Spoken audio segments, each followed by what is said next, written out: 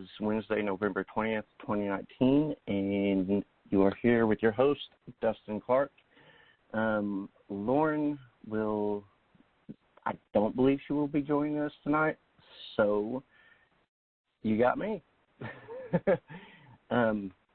So tonight we have awesome guest, an awesome friend of mine, Brian Hulan. He is the one that me and him and Shane Church and a couple of others, we started our Bigfoot group, Southern Bigfoot Alliance, and I think Brian and I have known each other for about 10 years, so let's get it started. Brian, how's it going? Going great, man. What about you? Stressing that I'm running this show by myself for the first time. Had a little crash course about 20 minutes before the show started, so. You're going to be just fine, just fine. Yeah. So let's go ahead and get into it. What got you into Bigfoot and the strange? And the strange? Bigfoot, yeah. Has just always been, something that's been cool to me as a kid, things like that. And then as I got older, I was a little late to the social media game, probably due to my age or whatever. But my daughter actually started showing a lot of interest in it, and we started watching shows and things like that, and Bigfoot movies, and then so I started kind of picking up my interest in it again. And then, of course, I reconnected with you, and I found out that there's Bigfoot groups on Facebook. And, of course, that just seemed so strange to me. And then me and you kind of hooked up and got, good with Shane and the other guys. And then we figured we'd start our own group because we thought we could do it better than anybody. And that's kind of how we got going. I mean, to be honest with you. So, and it's been one of the best things I've ever done. So. Yep. Amen to that. So you want to talk about your first possible encounter?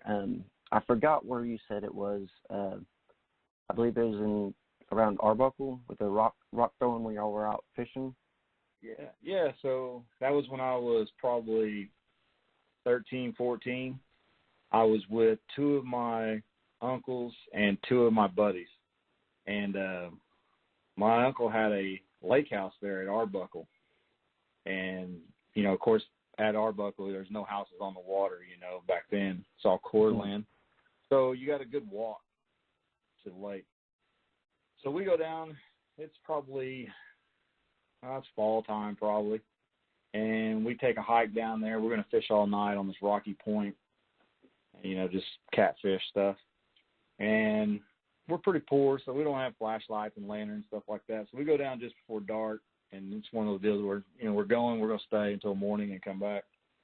And we get down there, and we got a fire going. We got all the poles out. One of us, and I can't remember who it was, it was either me or one of my buddies, that heard something walking coming down the trail. And it's that rocky trail stuff, you can hear it a mile away, somebody coming down it. And we thought it was strange, like, who would be walking down here with no light in the middle of the night, and it's just women up at the house, my aunts and stuff, and maybe some other cousins. And so we thought it was kind of odd and kept listening. And then we kind of nervous teenagers, started freaking out a little bit. So we started throwing rocks just to see if it would run off. And it didn't. It just kept coming and getting closer and closer. And, of course, I'm not thinking Bigfoot. I'm thinking there's some crazy guy fixing to kill us all, And so we're still chunking rocks at this thing, and then it finally stops. And I get nervous enough to finally, wake my uncles up and tell them, hey, there's something out here, or somebody, actually. And so they get up, and they're listening, and we're zinging some rocks at this thing. You got three teenage guys that, we're just burning it at it, And my uncle, all of a sudden, he's a big guy, and he starts picking up rocks and just throwing them kind of in a panic. And so that kind of freaked us out, and I ran to the water. I'm fixing to swim for it, because I'm thinking, the worst. had another buddy run right through the fire, and I didn't think no more about it. You know, everything calmed down, and you know, we settled down. We didn't hear it anymore. But it was years later. Matter of fact, only just maybe a year or two, when I was talking to my uncle about that, and he said what made him react in that way was something threw a rock back at us. And see, and I never knew that as a kid. I just thought he panicked like us and started throwing them also. But he said that actually a rock came back at us. And so, I don't know. I just don't see how it could be a person. I don't know why it would be a person. And like I said, it was middle of the night. There was no light, no nothing. And this thing had to come within at least 30 yards of us.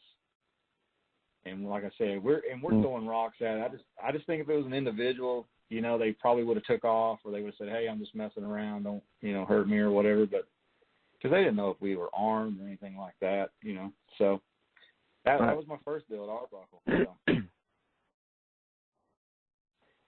All right, if you wouldn't mind, let's get into some of the stuff that we've had happen out at Bison, our area in southeast Oklahoma. Yeah, great area. I'll be there this weekend, actually. So. Lucky. Yeah, exactly. So, you know, there was a big deal last year, you know, with the visual that Tim and I had. And that would have been September 16th last year. So, Tim and I, you know, we was all down there that weekend. We had a huge group, if I remember right. Mm-hmm. There was probably, what do you think, 20, 25 of us maybe at one point? We did the big open invite that weekend. Oh, then yeah, we would have had about 20 or so, I believe. And then Tim and I were fortunate enough to stay one more day. I think we had taken off that Monday. Everyone else went home Sunday. And we had that area that I've been wanting to look at for quite some time. I kept seeing it on the map. We drove by it a few times, but never really went down in there to really look around. We, since then, have named it Camp Hardwood. Tim and I drove in there. It was probably, I'd say it was after 4, maybe 4:30, somewhere around there. And so we drove down, you know, that's a dead-end road there, or I wouldn't even call it a road. It's more of a Jeep trail. And comes to a dead end. We stop, get turned around, and really we're just looking. We're not really, nothing's really on our mind. We're not really in investigative mode. We're really just kind of winding down a good weekend and just really just hanging out at that point. And we get out, and I said, let's walk down here and see how far, you know, this little trail goes, and maybe this will be a spot we could camp next time we come with the guys. And we take off. We don't have phone. We don't have gun. We don't have anything. We're just intentionally going to initially just walk down about 20 yards and look around. Well, as we're getting ready to go, this doe, she comes running right through us. She's running from something, not us, but she runs right by us. And so we kind of pause up and we start looking around. We thought we heard something walking off, you know, I guess that would be to our east at that point. And then it sounded like acorns or rocks were being hurled over at us. And so then we get into our investigative mode, and we're trying to determine what it is. And Kim thinks it's acorns. I think it's rocks. So we start testing the theory, throwing acorns up, throwing rocks up. So we finally get an agreement that whatever it was a rock, probably 1.5 inch diameter. And we heard that a couple times. And then we walk on down a little bit, and then that area has kind of a rolling hill to it. You know, it's nothing major, but just a couple little rolling hills.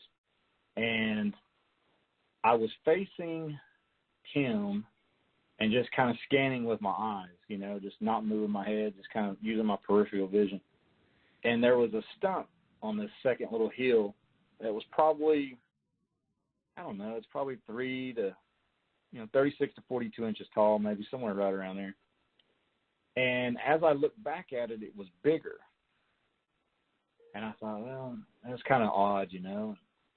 So I kind of turned my head and kind of put my back to it, actually, and looked a different way and kind of refocused my eyes because it's, the sun's going down this time. And I come back around looking at Tim, and I see it again, and the stump's the original size. And I thought, well, that is strange. And so I focus on it, and then that's when I see this head just kind of come up behind the stump. And it increases in size, I don't know, maybe 15, 16, 17 inches. And it goes back down, it goes up again, and then slowly goes back down. So I call Tim over to me, and I'm having him face me, and I'm trying to get him to look in his peripheral vision. I'm like, just, don't look directly at it, but you'll see the stump. I just want you to stare at it and tell me what you see. I didn't say what I saw. I didn't say anything moved. I didn't say nothing. Just tell me what you see. Well, I'm staring at him like I'm talking to him, and when he sees this thing move, his whole body shudders. Like, he just kind of has this tremble to him. And he's like, oh, my God, what was that? And I said, just don't move. Just keep looking. Tell me what it does. And he says, it moved again. And I said, what's moving? He said, there's something going up and down behind that stump. So then I fix over at it, and I'm looking at it. And this thing is at the ground, and it goes to the side of the stump. And it's looking at us. And then it goes back, and we hear some little bit of rustle, and it leaves. And then all of a sudden we hear something bipedal just walking back to the east, and then it cuts around to the southeast, and it's gone. Now, this is where I've always said, if I ever get lucky and see something like this, I'm going to charge at it. Well, I did not charge at it. I froze in my tracks. I ain't going to lie. So I think that's what we say on the way to each trip. It is, and it's easy to say that when you're in your truck or you're sitting around a campfire talking. You can say all these things that you're going to do, and then when you're looking at something that doesn't exist, and you're trying to process it, like it shuts you down, and even for us, like, I don't even think we told you guys right away. Tim and I had to drive back up to the hill because we were camping at 1996. And, that's a long drive from Hardwoods to 96. That's a 45-minute to an hour drive on a slow, rocky gravel road there. And we were still trying to process it. And of course, Tim's like, what we saw? And I'm like, we're not going to talk about it. Like, let's just get back to camp. Let's hang out. Let's cook. Let's go to bed. We'll talk about it tomorrow. Because I really struggled with processing that. Like, I just wasn't ready to admit, even though we've had the cast, we've seen, we got the hair sample, all this other stuff, the sound, I just was not ready to admit what I just saw. And that surprised me about myself. Yeah, I remember talking to you the next day, and it was like I was excited and nervous at the same time just listening to your story. Yeah. So, it was pretty awesome. It was odd. I mean, we didn't sleep much, because we wanted to talk, but we just didn't. You know what I mean? And it was an awesome experience, and I'm just glad Tim was there to witness it with me, because if I'd have been by myself, it would have just been another story, Yeah. What color was it by chance? That's the weird thing. People ask me that. To me, it was just jet black. I did not see any kind of reddish tint or anything like that. And even on the face, I couldn't even see any, like the whites around the eyes. I couldn't even see that. It was solid black. Like, just midnight black. There was no other color to it to me. Were you able to see hair, or was it just kind of an outline, just a solid black outline? No, you could tell it was hair. I mean, you could see a little bit of the movement of the hair and a little bit through the hair, especially on the tips. But I could not distinguish between hair and skin or anything like that. Like, I couldn't see any really good details. I couldn't see I couldn't tell you if the nose was, wide or narrow or, if it stuck out or anything like that. I couldn't tell you any of that kind of detail. I couldn't see lips. I didn't see teeth. I didn't see anything like that. And we were probably, I don't know, you were there. You saw the stump out later on. That's probably, that's at least 75, 85 yards, So it's a good distance, and the sun's setting to our back, because we're looking to the east at this thing. So, I mean, there wasn't nothing in our, no light in our eye, no sun in our eye or anything like that. But it was just odd, It was just different. I really can't explain it, and I hate that because, that's our job. You know what I mean? We're supposed to be a little bit better investigators on this. This is what we do. This is what we beg for this moment, and then you get in it and you're just like, froze up. So. Yeah, I'm waiting on that moment. So do you want to talk about your walnut encounter when you were down there by yourself? Yeah, that was that long solo weekend that I took down there. I don't remember how many miles or hours I drove or miles. I think I ended up logging. It was something ridiculous, like 12 or 1,300 miles that weekend. It was a 3-day solo trip, and it was brutal. But I combed that area so well, and but I had come down and see that would have been, the original bison area that we called it the original bison. It would have been south of that area, probably, I don't know, 10, maybe not even 10 miles, maybe 5 miles south of the original bison road that we come in off of.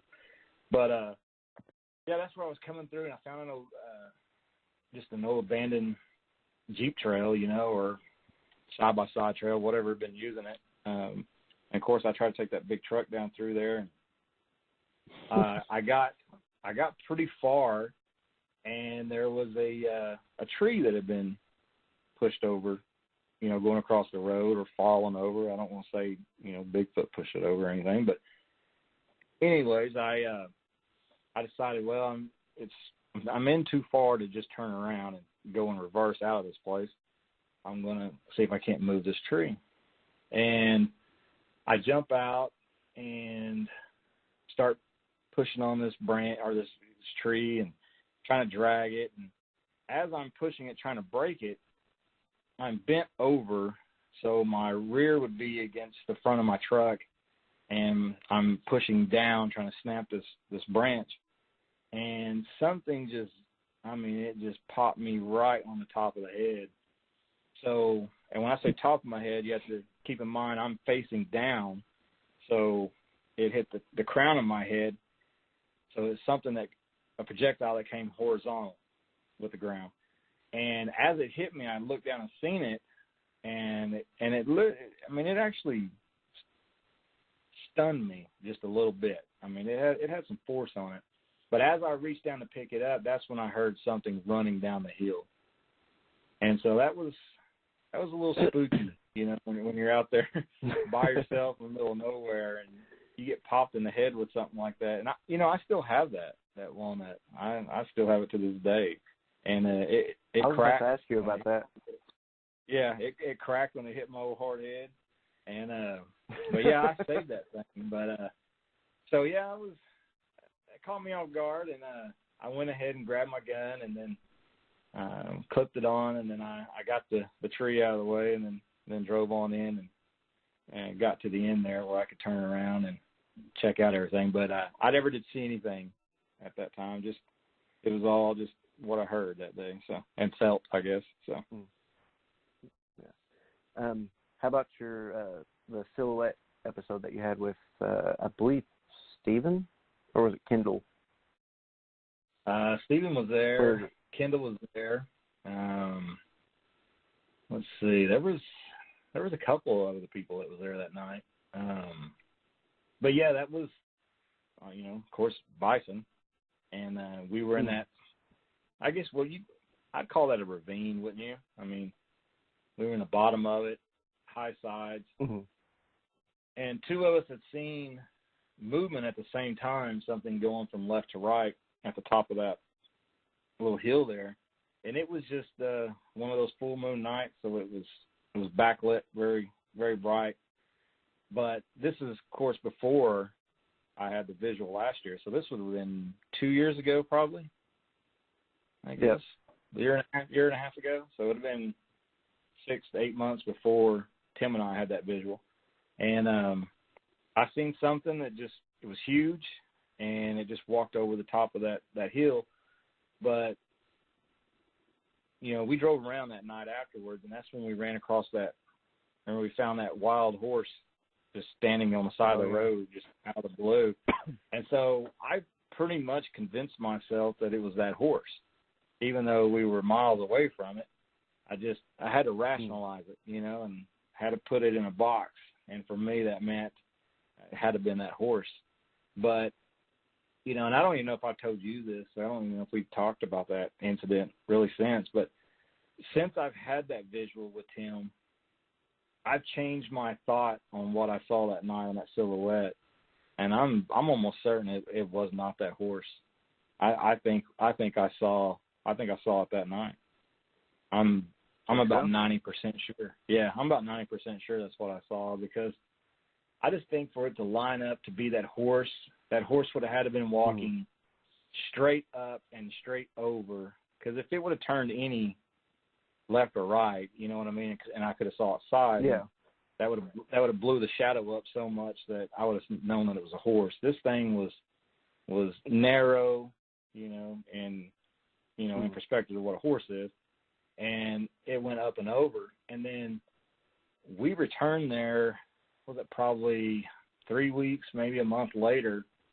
And that's when I got Kendall to go up there and try to get a size comparison. Kendall's what, 6 foot maybe? 5'10", 6 foot? Yeah. Yeah, somewhere right around there. Say 6 foot.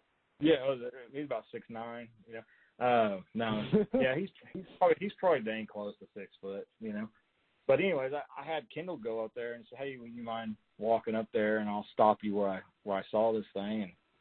And I think you were with us on this trip, right, when we went back for a size comparison? No? Nope, I wasn't there for either of those size comparisons. So I sent Kendall up there, and Kendall kind of walked around. I was like, I think you're about 10 more feet, up. And when he went to where I told him what, where it was, he told me that was a trail. That he was standing on a trail. So whatever I saw was on some type of trail, which I did not know that night.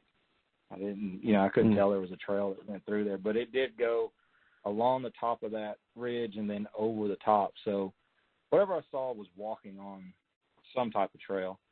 And that's just how much bigger. How much bigger was it than Kendall? Bigger. Yeah. So that's the other thing is when Kendall was up there, the vegetation was tall enough where I could barely see Kendall. I could barely see his head. Matter of fact, I think he even had to wave his arm a couple times just so I could see him. So whatever it was, it was probably 2 to 3 foot taller than Kendall, and at least 3 wide of Kendall. But Kendall's not a wide guy. He's a slim fella.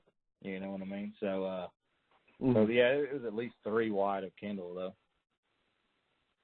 Oh, also to go back to your the other sighting, we went back and did a size comparison on that one, didn't we? Yeah, where the stump was. Yeah. Yeah, the stump. How big? Yeah, we all. Yeah.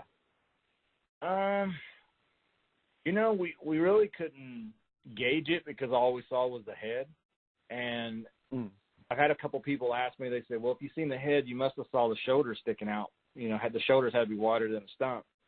And yeah, the shoulders definitely should have been wider than the stump. But my problem was when I saw the head, I fixated on the head. I never took my eye off of the head. I never looked to see if I could see shoulders on both sides of that stump. When that head came up, I was fixated on it. And then when it went down to the ground and looked to the side, and I saw that head again right there. But I never looked for shoulders. I could not. I don't know if I was just trying to make eye contact with it, or if I was still trying to, like I said, just process it and rationalize it in my own head of what I was looking at. Because I went through everything with him. I was like, well, was it a raccoon? Was it a bear? And because we thought, could it be a bear scratching his back and it was just going up and down, and and his head was popping up over the stump. Because that was my first initial thought was, how bears will back up to trees and scratch their back. So that's what I thought at first, but it wasn't that either. So I don't know, man. It's hard to say how big that one was because, like I said, all I got was the head, and then it snuck off. We could hear it walking, but it was light-footed. It didn't make a lot of noise. Let's talk about was it rifle season 2 years ago when you were and Tyler were out there with the howls that we got on audio? The famous howl. Yeah, that was and that's crazy. I'm going there again this weekend with Tyler. I don't know if we'll camp in that same. I don't know if we'll camp in that same spot, because it's how tight that is there at the old well. But the old well is exactly what we say. It's an old well. It's a concrete well. We don't know if there was a house there at one time or if it was just, I don't know, maybe the loggers or something put a well there. We still don't know why that's there, but it's definitely strange, and I keep thinking that little girl is going to come out of it and get me in, but we went there. You thought of it being there. It's creepy. And it's very creepy, especially at night. So Tyler wanted to go deer hunting, and me being the awesome dad that I am, I agreed to take him, but I want to take him to where we go Bigfoot, and that way I can, nose around a little bit while he's hunting. And I want to kill two birds with one stone type situation. And so I don't take a lot of, equipment, but I do take a couple audio recorders. And we get there, it's Friday evening. And no, take that back. It's Saturday evening. I can't remember. Yeah, no, it was Friday evening. I guess it was. And we get there kind of late, and we settled on the well. And of course, that wasn't our first spot. We got so many places we camped at that place. And so I told Tyler, I said, hey, it's going to be getting close to getting dark, so when we get there, you just get your gun, you go hit the woods, I'll set up camp, I'll get everything, I'll just skip the evening hunt, and I'll catch it, Saturday morning. So he grabs his gun, grabs his walkie, and he takes off, and he goes straight south, towards those, you cross two little creeks if you go straight south of the well. And apparently he crossed the first one, is what he told me. And we're sitting there, or I'm sitting there, and I'm getting the tents up, getting the tables up, and I hear something walking towards me, coming from the south.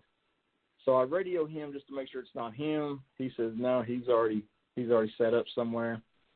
And so a lot of hogs down here. We've seen them, and I thought, man, maybe it's a big old pig. So I grabbed the 30-30 and I load a couple rounds. I just kind of lean it there against the table. And so whatever this is walking towards me, it curves and starts going to the west. And it's about at least 100 yards. And the reason why I know this is because we tested sound there on one of our return trips where, how far do you need to be in there before I can't hear you walk? And so we know it was within at least 100 yards. And I radio Tyler and I said, hey, whatever, is walking this way is now curved back walking towards you, so keep your eye out behind you. And because we're still thinking hogs. I'm even thinking hogs. I ain't got Bigfoot on the brain yet. And so he confirms, and, he says, yeah, I'll keep an eye out. And So I'm sitting there, and I'm starting to get everything, get firewood and everything laid up. And he radios me, and he says, and you know Tyler, Dustin, he don't believe in Bigfoot. Bigfoot does not exist. He thinks we're, goofy for even going out looking for something that don't exist. And so he radios me and says, Dad, he said, something weird just happened. And I said, what was it? He said, I had a rock thrown at me. And I'm like, okay, he's messing with me. He's humoring his dad. And I said, okay. I said, what kind of rock? He said, I just had a rock about the size of between a baseball and a softball come flying at me, and it landed out in front of me and rode across right in front of my feet. And I said, okay, you need to get your stuff and come back. And he's like, why? And I said, just get your stuff and come back. He's like, it ain't Bigfoot. And I was like, well, throw rocks, son, so get your stuff and come back. And, Tyler's a big dude. That's not no not no kid. It's a man child, He's 6'3", whatever, 200 something pounds, I ain't worried about him. He's got an FKS. I'm not worried about the kid, but I still am because he's my kid. So he finally reluctantly agrees to come back, and I said, hey, you know which way you're going? Because he had never been there with us. And he said, yeah. He said, I went straight south. I'm going to head straight north. I got a compass. I'll see you in a little bit. So I acknowledge that. I set the radio down, and then that's when I hear something running. And I thought, man, what in the world is he running from? So I grabbed the radio. I said, what's wrong? He said, nothing. I said, why are you running? He goes, I'm not running. I haven't even started walking. I'm just now putting my backpack on. And I said, okay, well, it sounds like you spooked something then. Something's running this way. So he's like, no, you can't hear me. I'm too far. And I'm thinking, this kid ain't that far. He's too lazy to go that far. He's probably 70 yards. And so then we let a little bit of time go by, and I hear this thing walking towards me, and then it curves off, and I hear the footsteps fading away. And I'm thinking, man, this kid's lost. He's done turned, going the wrong way. So I radio him up, and I'm like, hey, where you at? He said, I'm still walking towards you. And he's kind of getting annoyed at this point, And I said, well, man, I think you're going the wrong way. He said, Dad, I'm not going the wrong way. I'm headed straight north. There's no way that I will miss you. He goes, I'll hit the gravel road. I may come out, a little off, but I will find you. And I'm like, all right, well, it's starting to get dark. And so about 20 minutes later, I see a flashlight. And sure enough, he's coming at me. And he pops out about, I don't know, maybe 60, 70 yards down the road. So I step out in the road and flip a light at him, and he comes walking down. And I already got the fire going and got the food on there. And I said, well, what's the deal with the rock? And he says, I'm not going to talk about it. It ain't Bigfoot. And I said, all right, whatever. So, that place, we've heard howls at this place before, all over Bison. And so I grabbed an audio recorder, and I went ahead and hit play, and I set it down. I think I set it on my leg, as a matter of fact. And we were sitting there eating. We had a bowl of food each, and we're sitting there, and then all of a sudden, the howl happens. And then the follow-up howl, and then the coyotes. And he looks at me, and he says, what in the world was that? And I said, it's the same thing that threw that rock at you. And he said, there ain't no such thing as Bigfoot. So this is where I made a huge mistake, and I hope anyone listening never makes this mistake. I put that recorder on the roof of the truck thinking I'm going to get some height, I'm going to get better sound. Well, I don't know what happened with it being on that metal truck, but it did not record anything the rest of the night. And that's when it got more interesting. The howl that we let everyone listen to is cool in itself, but the story is way more interesting because this thing just didn't howl those two times. This thing stood behind our tent, maybe 200 to 300 yards outside our tent to the south of us, and howled all night long. I mean, every 45 minutes to an hour, this thing's howling at us. And so I'm laying in the tent. I got the gun, I got the knife, I got the axe.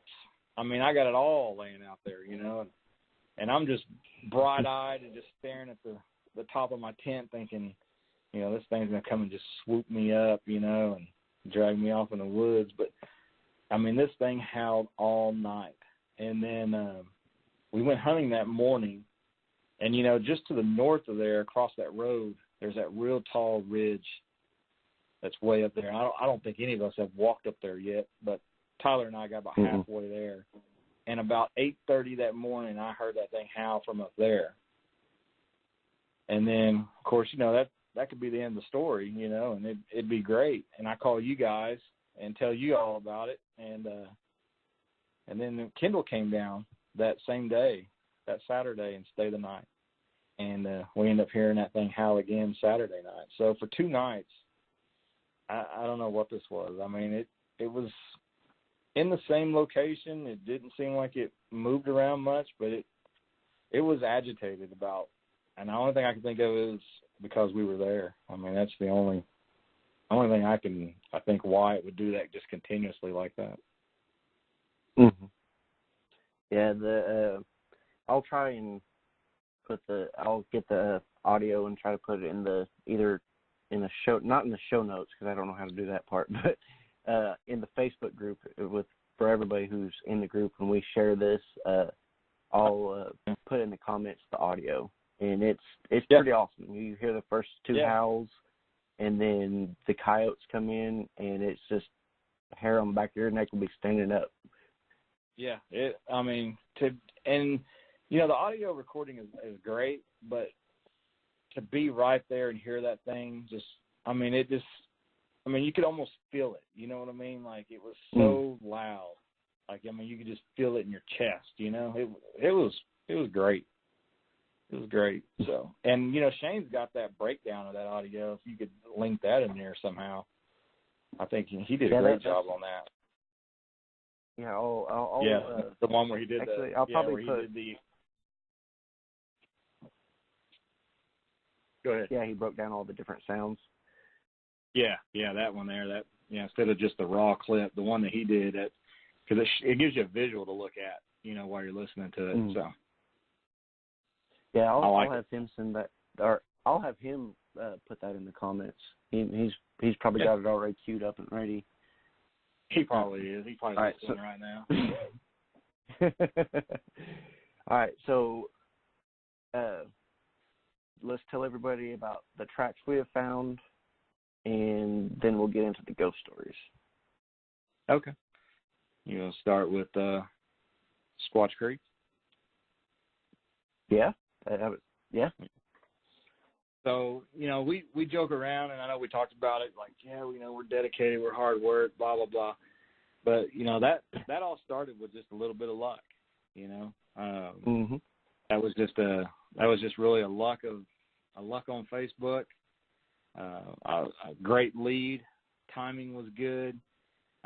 Tim and I was able to respond to that in a quick manner, and got there on the scene pretty quick and checked it out. And the lady showed us what we were looking for, and we was in shock. I'm still kind of in shock about it, a little bit. And that place has paid dividends for us, and we found that was the day we got the 2 16-inch cast poured. And, of course, we left pretty quick that day. That was one of those situations where I wanted to just get in, get the 16-inch cast, and wanted to get out of there and, and come back at a later date and really kind of check it out. We really just wanted to get in there and get them and get out, and that's what we did. We followed up with that several times, of course, and then we lucked in on that 20-inch track. And, I remember that day that everyone walked by that track, myself included.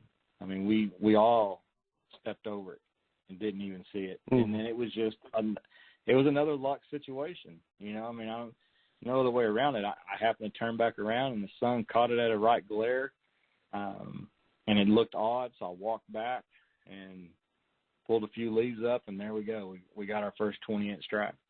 And I mean, that was just classic. I love that cast. And then persistence paid off after that. You know, we hit the area so much. You know, all of us did. You know, you, me, Bill, Shane came up so much. Tim went down. I mean, we just started increasing our trips to the location, and sure enough, you know, it started paying off. And then that's when we got the big payload with all those, you know, that great trackway that we got. And I think we pulled what that day? 9, I think it was. Yeah, some of them broke because of the weather and how cold it was. But weather killed us. But I think we got 3 20-inch tracks, and then I want to say 4 or 5 of the 16-inch. Yeah, something like that. I don't remember that. I mean, we got a bunch, and like you said, we did lose a few. I mean, we tried everything. We even put hot coals on them afterwards, trying to get that plaster to dry. Which I think with that new product that I experimented with, I think that'll be better for us in cold weather. But you know, it was a learning situation for all of us, you know, and that's just part of it. Trial and error. Just, but I mean, we still came away with some great casts even that day. So, and I think we found somebody got a toe cast or something, and then, you know, that's also, and we haven't spoke much about this lately, and I don't even know if we ever put the photo up for anyone to look at, but, you know, we have that possible eye shine off your trail camera. Oh, yeah, we did get possible eye shine. Yeah, and I know I sent that photo to MK just to see if he could take a look at it for us and kind of verify some things that we think, but I don't think he's had the time, or he's a busy man, but we haven't got anything back on that yet. And then also those first 2 16-inch tracks were the ones that we pulled the 2 hair samples from. Yep. And unfortunately, I still have the larger hair that I think will probably give us the most information, but I have it tucked away in safekeeping. And then the smaller hair we sent off to Meldrum, and unfortunately he has not had any contact with me now in several months, so I have not heard anything on that, which is pretty disappointing. We found that last year, didn't we? April of 17, or no, April of 18, Yep. So, and you he's had it off. What's that? I'm sorry. Oh, I was saying, so you sent it off like right after we found it, I believe. Yeah, pretty quick. I mean, I emailed him pictures of the 16-inch tracks, and we talked about that for a while. Told him about the hair, the 2 reddish brown hairs that I found that were unknown to me. I mean, they could be a fox hair, they could be a mink. They're similar in that texture to me, but I just don't know why they were pressed into the mud right in the middle of a 16-inch track. So I have to consider that. Now, if I just found 2 hairs laying on the bank, I probably wouldn't have gave it a second thought and would have just disregarded it. But since they were pressed in, and they were pressed into where we think that mid-tarsal break is, that was the other thing that was interesting. It wasn't like the hair was pulled out of the toe area or anything like that. It was right where a lot of people think that mid-tarsal break is. So to me, it seems like whatever made that track left those 2 hairs. That's just my opinion. And I wish I could have got some feedback on him. He said he had a report for me on it last August of last year. I didn't get it. I thought I'd get it this spring. I didn't get it. And then last contact I had with him was it's probably been about 2 months ago. And he told me to get with him on that following Monday, and I did. And I never got anything back from him. And I messaged him a couple other times and still have nothing. So it's unfortunate, but, it's the way it goes in this field, I guess. So. Yep. All right, let's get into some ghost talk. You had a house that you had a really cool ghost in. At least I thought it was cool, but mainly because I didn't live there. Yeah, exactly. So if you want to get into that. If you don't live there, it's a great story. But if you live with this thing for several years, yeah. The ghost deal is weird for me because, it's something that's been around my family as long as I can remember. My first experience was probably I was 10 or 11 years old. So, and it's things that have always happened to me. And so this house in Yukon, Oklahoma, and I think we moved there in, let's see, my daughter was born in 2005, so it was probably 2008 when we moved there. And we just had little things at first. I have a little bit of an OCD. I don't like open cabinets, and I don't like closed doors. It's totally weird, right? And so I would come in early. And the kitchen cabinets would be open.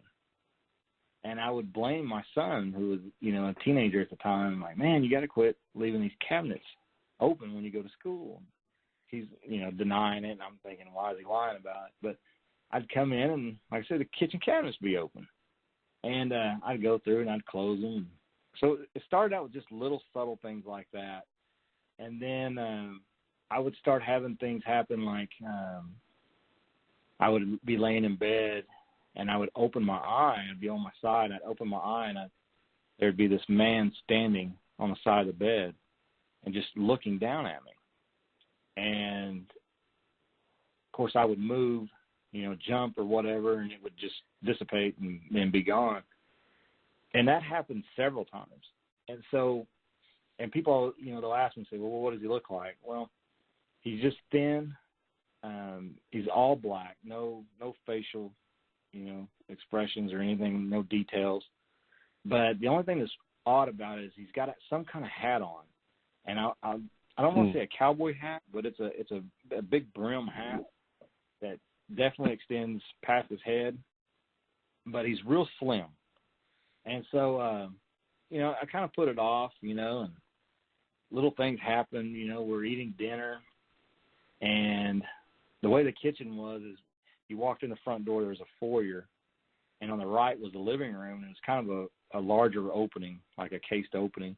And then if you were to keep walking, like you come in the front door through the foyer, there's a door that goes into the kitchen that had some wooden bifold, kind of like blinds doors.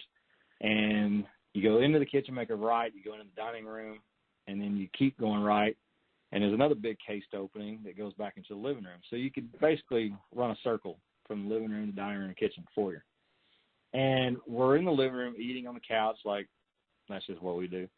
And I don't remember what we were eating, but it was something in a glass dish, like a casserole or like a lasagna or something. And we're eating, watching TV, and this glass dish goes from the stove all the way into the dining room and just explodes under the kitchen table. And we all just jump. And I look, and I'm like, man, it's the dish. Now, this ain't like people say, oh, did it slide off the counter? Well, okay, let's just say, yeah, one of the kids left it on the edge of the stove, and it slid and fell. Let's say it would have went 6 feet, which we know it's not. A glass dish ain't going to travel 6 feet by sliding off there. This thing went about 20 feet and shattered under the table. So I made a joke about the ghost didn't like her cooking, So it was probably a bad joke, but it was funny to me. And we got to where we could joke about this thing. Like it was just, the ghost did it or something like that. And so, we just clean it up and we go on about our business. And then I'm laying in bed one night, and one of the kids had went into the bathroom and left the bathroom light on and went and jumped in bed and closed their door or whatever. And we're kind of arguing about who's going to turn the bathroom light out. A lot of couples do that. We're already in bed, like, I don't want to get up, you don't get up. And I just kind of thought, well, I'm just going to be funny, I like to be funny, I said, hey, ghost. I said, why don't you close that bathroom door for me? And sure enough, that bathroom door slowly closes and latches. And at first, I'm just kind of like, I'm kind of freaked out, you know, and then I kind of laugh. I'm like, hey, thanks, bud, you know, and we just go to bed, you know, like it just happens. But then it started kind of ramping up once we started acknowledging it, I think, you know, and I don't want to sound like one of those ghost shows and know-it-alls, but the more we interacted with it, the more stuff started happening. And so I was in the living room, and this is when it really kind of came time to, you know, we decided to move at this point. But I was in the living room, and my son had his cousin over, who was, you know, at that time, you know, 12, 13, 14 maybe. And he's a little guy, and he's standing in the foyer. I'm sitting on the couch. He comes into the living room and grabs something off the end of the couch, and I see a man coming at him, trying to grab him from the foyer. And it was so real to me that I jumped up, I jumped over the coffee table, I pulled my fist back to punch this guy because I didn't know who he was. And as I'm pulling my fist back, it just disappears. And, you know, the little guy, he just looks up at me and kind of flinches. Like, I guess he thought I was going to hit him for some reason. And he's like, what are you doing? And I was like, oh, nothing. And I started, like, play punching him, like, just messing with you, you know. And he was like, you know, you're weird, you know. And he goes off into the bedroom with my son. They're doing their video game stuff. And so I'm like, man, you know, like, what in the world is that? And so I sit back down, and I'm trying to think, you know, like, what did I just see? And I look over again, and I see this tall man standing in front of that wooden blind door, the bifolds. And I try to get a better look at him, and he's gone. So then I turn my head back to the TV, and that little wing wall that sticks out there in that cased opening, I start seeing a head peeking around that cased opening. And I'm thinking, man, am I just like seeing some weird shadow of somebody out on the porch or something, like a weird reflection? And every time I look at it, would, you know, like turn my head to look, it would dip back behind that wing wall. And it did this probably 10 times. I got up, I walked to the porch, I looked, make sure nobody was out there. I walked outside, looked around, opened the door, closed the door, thinking it's some kind of weird reflection. Oh, man, there's just nothing. So I go into the kitchen, and my ex-wife now was in there cooking. And I walked up to her, and I said, you're going to think I'm crazy. And I was like, but I'm seeing something weird. And she stopped cooking and looked at me, and she said, tell me that you're seeing a tall, dark man standing by this bifold door. And, man, my jaw dropped. And I was like, yeah. I said, I have. I said, he just, I thought he was going to grab, you know, Austin. And she said, I've been seeing this guy for months standing in that same spot looking at me. She goes, and I've been freaking out, and I didn't want to say nothing. And I thought, man, you know, like that was it. You know, we were like, okay, it's time to go. There's something going on, you know, either at this house or, you know, like I still think it's something tied to me personally, but something got open to the fact where this thing got real comfortable showing itself to us. And I still don't know if it intended to harm him or if it was just, it just caught me off guard because it was so real, you know. I don't even know what it could have done to him, you know. And he never saw it, you know. He had no clue. Like he just a goofy kid, went on about his way. But yeah, that was pretty much when it was time for us to make a move and get out of there. So didn't you see him as you were like taking out the last box or something out of the house? Yeah. So I had a friend of mine who, you know, he had shared a story with me about possibly seeing his father, you know, a few weeks after his dad passed, and so I kind of let him know about some things that I had going on there at the house, and we were moving over to the new house, and I was there, and the only box that was left was cleaning supplies, you know, and I was on the phone with him when I was carrying out the last few things, and he asked me, he said, have you seen your ghost lately? And I said, you know, man, I said, since we've been moving, I said, I haven't seen him at all. And I said, I'm kind of worried that we may have packed him up and taken him with us. And, you know, we kind of laughed about it. And I'm in the living room, and I'm coming around out of the den or the dining room into the living room, going towards that foyer. And there he goes. He's right there at the foyer by those bifold doors again. And he goes down the hall and just cuts the corner and goes down towards the bedrooms. And I'm on the phone with him at this time, and I kind of was like, I guess I exhaled a little bit when I saw him. Like, it kind of caught me off guard when I come around the corner. And I was like, well, there he is. And I said, he's going down the hall. And he goes, are you serious? And I was like, yeah. And he's like, oh, man, what are you going to do? I said, nothing. I said, I got the last box in my hand. I'm out of here. And I kind of just said out loud, I said, hey, you know what? This house is yours again. You know, have at it, buddy.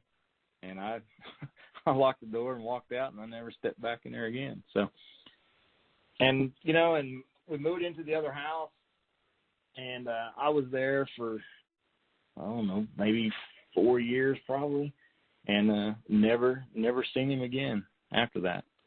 So, at least not there anyway. So, you want to? I don't remember all of your stories, but I do remember when that first the SBA children's camp out that we did. Oh yeah. When you and Jacob saw it. Yeah. That was crazy enough. That was at Arbuckle. So maybe Arbuckle was just something weird to it, but yeah. So it was me and Jacob, you, and somebody else. I don't remember who it was. 4 of us went out in the woods that night, and I think we were just trying to get away from all the kids or something, weren't we? We just wanted to get out for a second. And so we were out there, and you and the other guy were talking, and you know, Jacob, you know, talking to Jacob is always a challenge anyways. He's so animated and, you know, and loves telling you stories. And so we're standing there in pitch dark, and I can see Jacob's face, you know, not real well, but I can make eye contact with him. And so he's telling me something, and as he's telling me something, I see something walk up to my left, his right side, and just pass by at a real great, not a super speed or anything like that, but whatever it is, it's moving. And it's tall and it's thin and it's white. It's not black. But as I'm noticing it coming, he stops talking and kind of flinches to the right. And he keeps talking, and I said, Jacob, I said, why'd you stop? And he's like, oh, nothing. And I said, no, man. I said, you were telling me a story, and I said, and you jerked a little, and you stopped talking. What was it? He goes, I don't know, man. He goes, I just had a feeling like somebody just walked up to my side, and it's kind of startled me. And I was like, I'm glad you felt that because I seen it. And he's like, what was it? And I said, I don't know, man. I said, it was a tall, skinny light that was just vertical. And I said, and it moved from here to here, and I said, it went right by us, and it went right behind you and off into the woods. I said, I don't know what it was. I said, but when I seen it, your body reacted to it. And I was like, and that was pretty cool. So, but I don't know what that was. You know what I mean? It wasn't a flashlight or a car or anything like that. But it was just and you and the other guy didn't see it at all, you know, and y'all were standing right there. Nope. So I don't know. It was strange. So.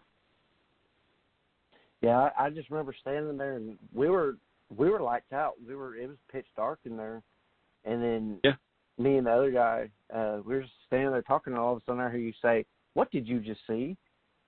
And Jacob was exactly. I think it caught him off because it was something more of what he felt than what he saw, and I don't think he really could explain it, you know, and he may have felt like he was a little crazy for saying that, you know, but I don't know, whatever it was he felt, I seen it.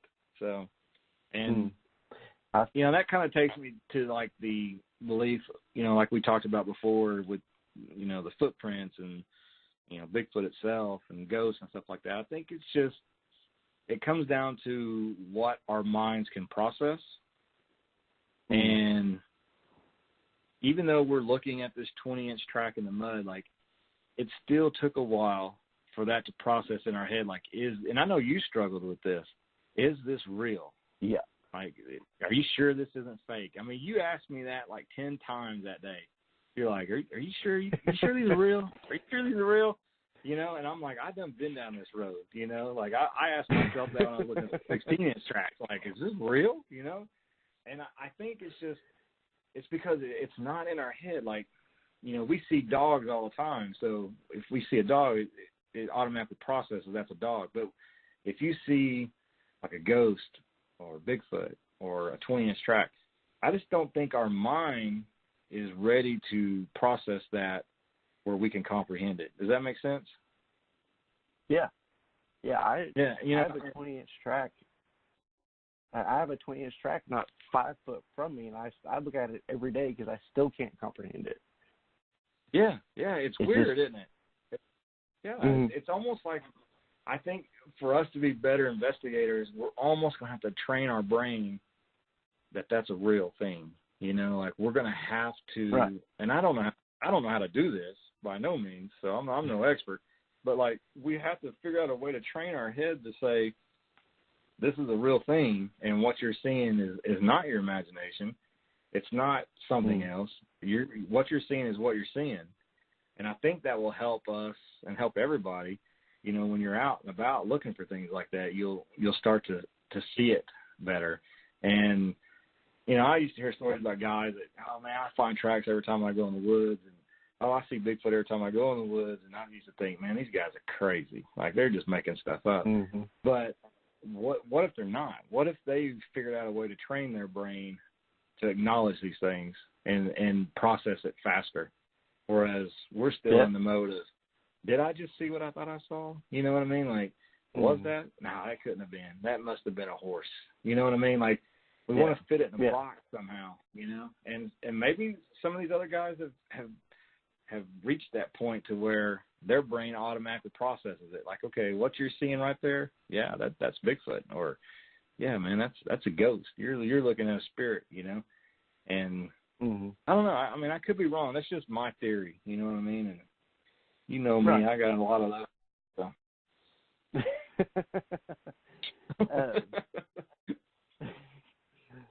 Let's change the subject on that real quick. Well, what are some of the other creepy stuff that you've come across?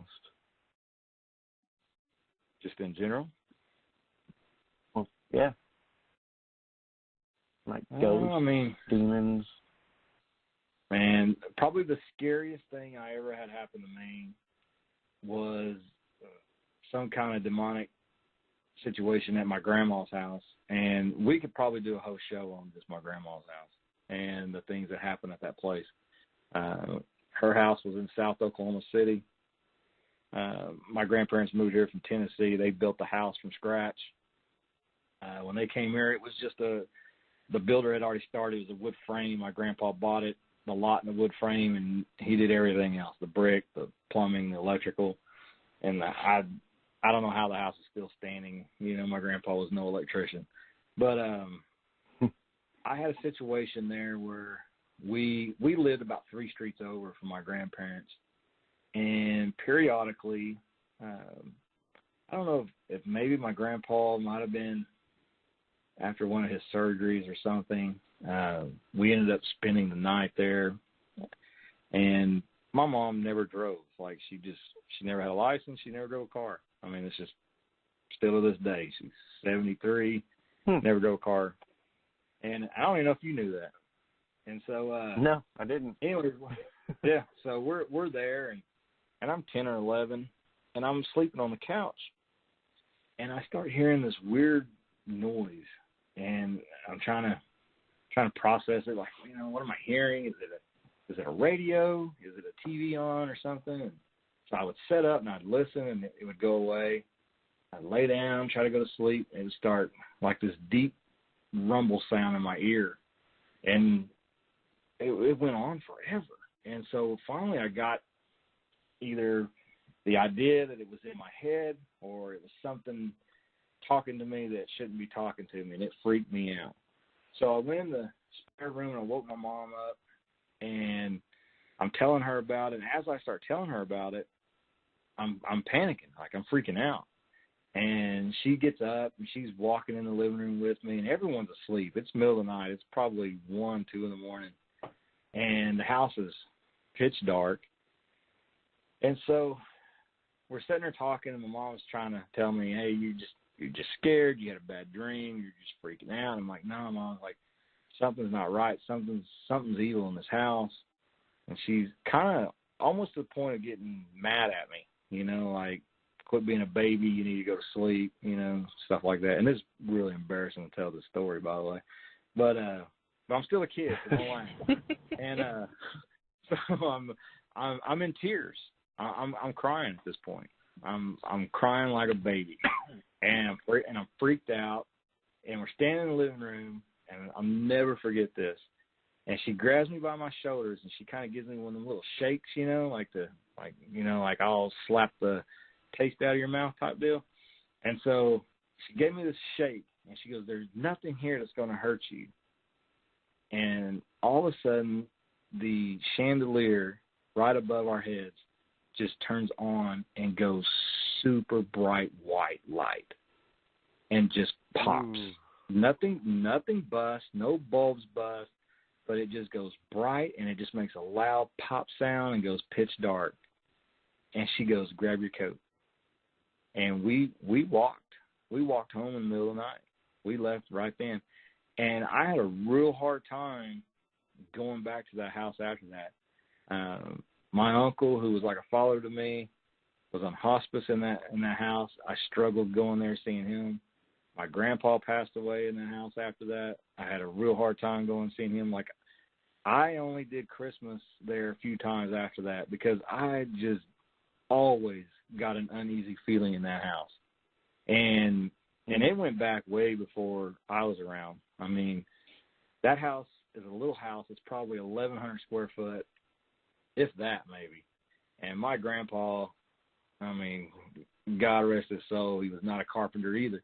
But that had a bunch of bedrooms, so they had a lot of kids. And when the kids all got grown and moved out, there was stories that I had a great uncle that was a race car driver that passed away in Nashville, Tennessee. And there were stories that everyone would see this great uncle walk from room to room, just random, like just go across the hall from bedroom to bedroom, bedroom to bathroom, bathroom to other bedroom.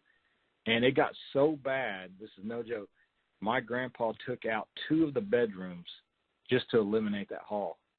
Like, he just demoed it. Wow. And turned it into a big den. And that stopped it.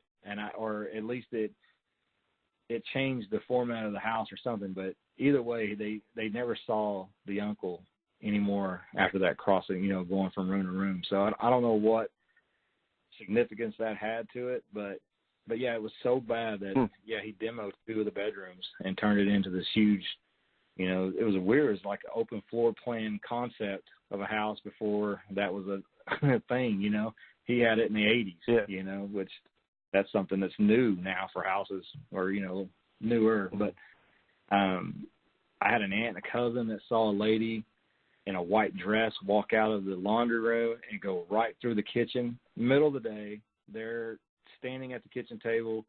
She come out, walked around the kitchen table, looked at both of them, and walked right into my grandparents' room. And they said that she had this huge, like, Victorian white dress, and she acknowledged them. Like, she looked right at them. And they said it was weird because the dress was like flowing, like there was wind or something. And had no idea. But probably the scariest thing, even scarier than my demon situation, was my grandma was probably not the nicest person in the world. And she had a visitor when she was she was somewhere she shouldn't have been when she was a young girl. And when I say that, she was locked up, and she had a visitor come to her cell, I guess, when she was. I think she told me that she was around 14 or 15, and she woke up to a man sitting on the edge of her bed, and he started to tell her something, and then he disappeared. Okay, and you fast forward now to late 70s, early 80s, and the way my grandma's house was is no one used the front door. We all came in the side door, which is a glass door, you know, those old sliding glass doors that always came off the track. And everyone came in that door. Well, that was the dining room that went into the kitchen, and then at the other end was a sink. And above that sink was a great big mirror, and my grandma would wash her dishes, and she would face that mirror so that she could see people when they pulled in the driveway and came up the steps. So she's doing dishes. This is the story she told me. She's doing dishes. No big deal. She looks up. There's a man standing on the porch. So she puts the pot down, turns around, and the man is 3 feet from her, standing there. And she said that her instinct was to just grab the pot that she was washing and hit him with it. And my grandma was a big lady. I mean, she's a big woman. And she grabbed the pot and swung it at him, and he just disappeared. Now, what she told me was it was the best-looking man she'd ever seen in her life. She said he was just handsome, dark skin, coal black hair. He had a dark blue suit, 3-piece suit with like light blue pinstripes. And she said, she goes, and the crazy thing was, she said, that's the same man that visited me when I was a kid locked up. And she said, and I don't know why, she goes, but I think it was the devil himself. And, you know, and I'm not a Bible thumper. I don't read the Bible, but I've had people tell me that the devil is described as that, as being beautiful, you know. And so I don't know. I don't know how much truth there is to that. I don't really research that part of it because I'm just, like I said, I don't get into the Bible. But I don't know. It was just a real weird story, you know.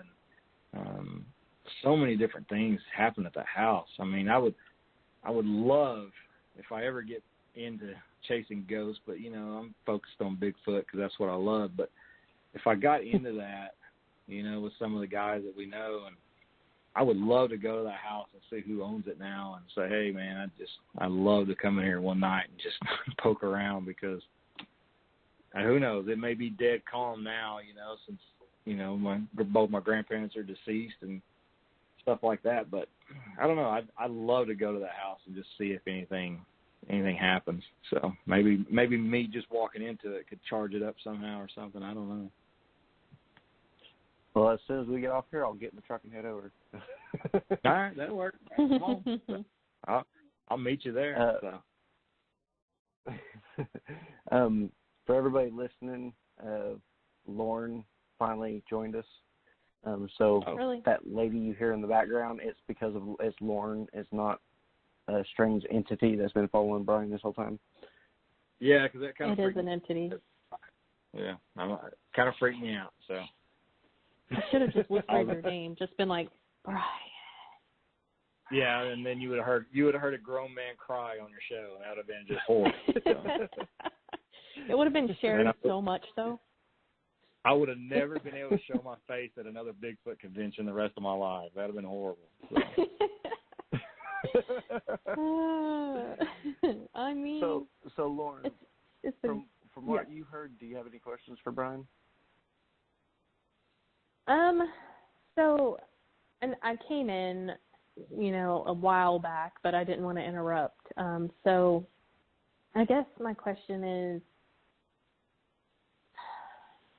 and I may have missed this part, but like, do you ever, you know, like bless your house or do anything to like remove them, or do you just like see them as like, okay, well, that they're attracted to me, they're just here, it's whatever, as long as they don't mess with me, I don't care about them?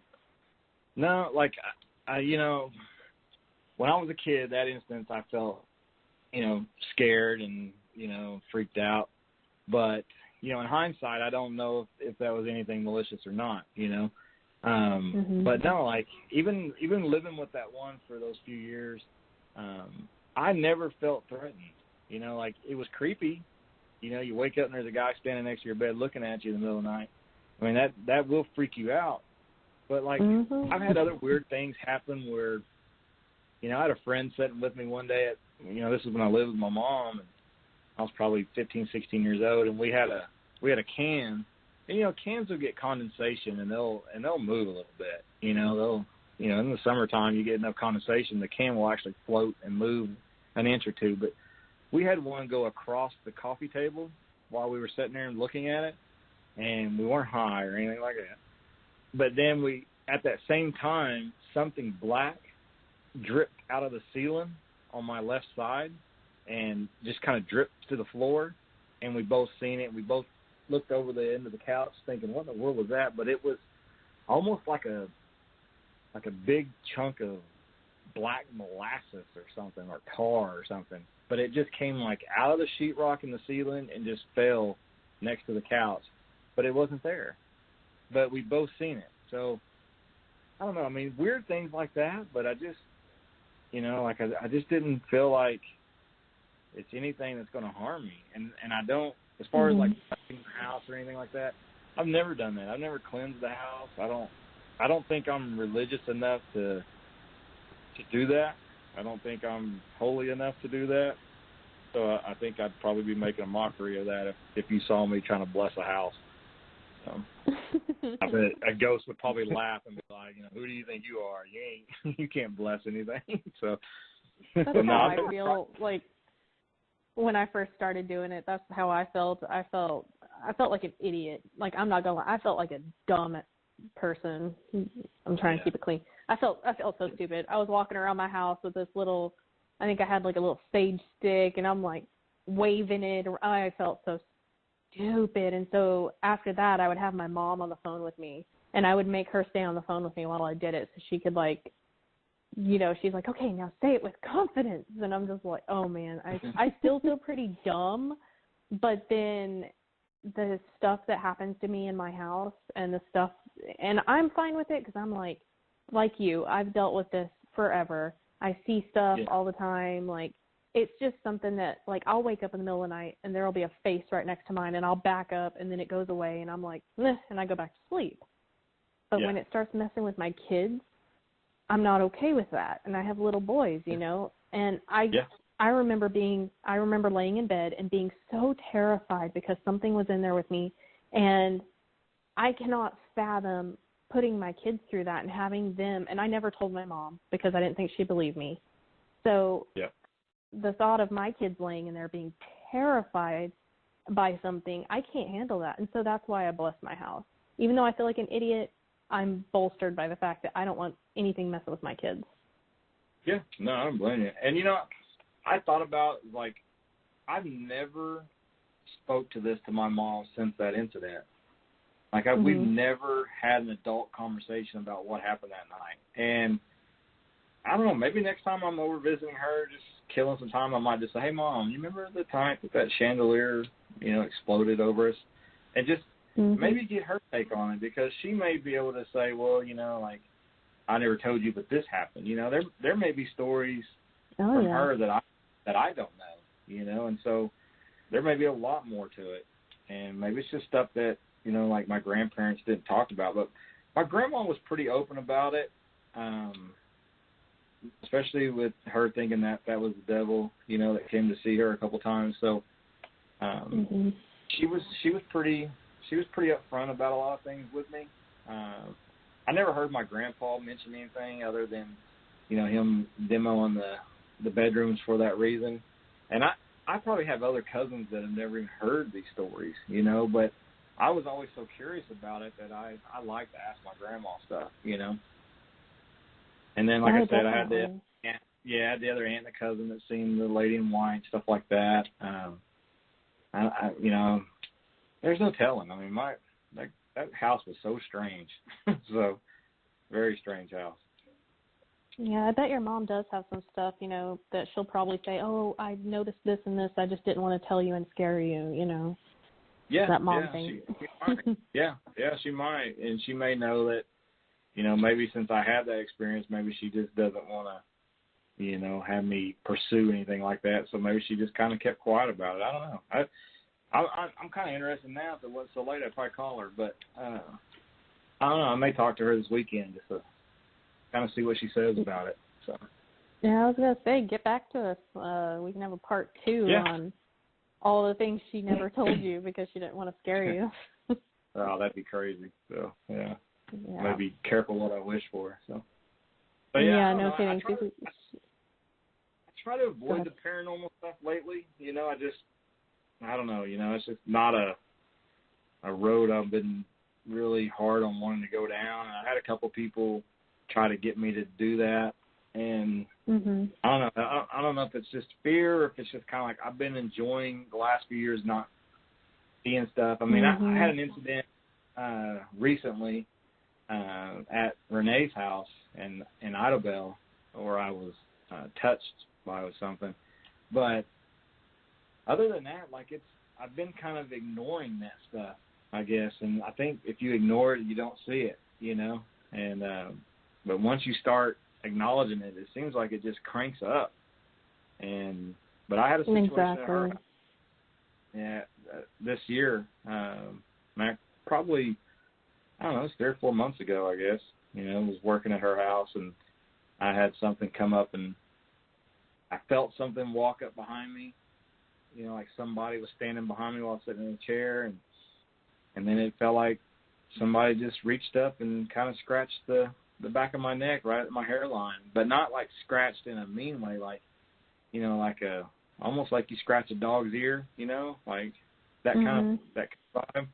And I don't know. I mean, and I won't get too much into that because that's a sensitive subject there, but it was weird, and I just kind of, pushed it off and just, didn't give it much more thought. So.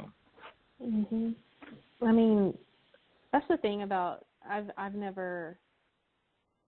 don't think I've ever really been physically touched by one, and I'm okay with that. My mom has. She was actually got into paranormal research before Bigfoot, and she was in a house, and I think they were in the basement maybe. Sorry. And something touched the back of her neck. And I think the way she described it, it was disgusting, the way it felt. And it just sent shivers down her spine. She said, I don't remember if she said it was cold and wet or what, but she said it just felt disgusting. And so she always wants to know if anyone else, like other paranormal people, if they've had that experience, if they've been, touched by an entity. Yeah, mine wasn't like that. It wasn't cold or disgusting. It wasn't even kind of a creepy deal. It was more of like a friendly gesture, like kind of like a hey, how's it going type deal. But I tried to isolate it, like in the house, to figure out where it is, and it was so strange because I could walk through the house and I could feel cold, and it was like as soon as I would get close to it, it would warm up and it would be gone. And I could go to like another corner of the house and I'd find the cold, and then as I kept getting closer to it, it would take off again. So it was like confined to a small area in that house, but it would move from me. Like it didn't want me. It's almost like once it knew I knew it was there, it didn't want to be not next to me at that point. It was real weird, but I don't know. I can't really explain it. And, we'd have to have Renee on, and let her tell a little bit about that place. But, we have an idea who it is and things like that. And there's something that she told me that just was a dead ringer for what it was. And so I don't know. But whatever it was, it didn't want to be around me once I acknowledged what it was. It just didn't want to be next to me. So it was kind of weird. That is weird. Yeah. I mean, maybe it hasn't accepted it. Yeah, maybe. I don't know. Or maybe it just didn't like me or something. I don't know. It didn't like the idea maybe they didn't like the idea that I wasn't afraid of it. So, because I specifically said, I know you're here. Like, I felt that. Why are you touching me? And I was calm about it. So it probably was like, like, hey, well, this guy's not afraid or something. I don't know. So, but that was probably the only time I didn't try to bless a house, but I try to let it know that it couldn't be there anymore. It's like, hey, this house is empty. This house is being sold. There's a new family coming to this house, and you're not welcome anymore. You gotta vacate. You gotta go. But I don't know. I don't know if it works. They tell you, like, if you don't bless the house to tell the spirit you're not welcome here. This is my house. You need to leave, and make it leave. So I mean that's not a bad thing to do either. Yeah, I'd be interested to, she sold the house and here recently, and another guy moved into it. I mean, just within the last, couple of weeks, 3 weeks or whatever. So I'd be curious to, catch that guy and see if he happens. I wouldn't want to say, hey, has anything weird been going on, and put it in his head, but just to see if he says, hey, have you guys ever had, this happen, or this, just curious if that would come up in the conversation. But I definitely wouldn't want to put it in his head and say, hey, man, you have anything touch you while you're walking around in the living room, but freak the guy out. But we'll see. It's a small town, so I'm sure we'd run into him eventually. So. Like, hey, how's it going in the house? Anything interesting happen? He's gonna think y'all killed somebody there. I mean, yeah, or something crazy. But, yeah, I'm not gonna say anything. So if he brings it up though, then it's gonna be on. That's for sure. So. So we got about 2 minutes left. Brian, what do you think Bigfoot is? Flesh and blood. Flesh and blood. You think it's... I went back from Gigantopithecus. I was in that field for a minute thinking that's what it was, but I'm still on the point now of remnants of ancient man, Neanderthal, more specific. I think it's closer to human than what a lot of people think. I think it's mastered the craft of avoiding us, obviously, and probably for good reason, because current man just loves killing and destroying everything anyway. I'm not being a hippie and, doing that whole still, but I just think that it knows better than to interact with us, because I mean, we're just as a whole, we're not very good people. You know what I mean? Like, we do bad stuff. So I don't blame it, for wanting to stay well hidden. So that's my theory. That's what I think it is.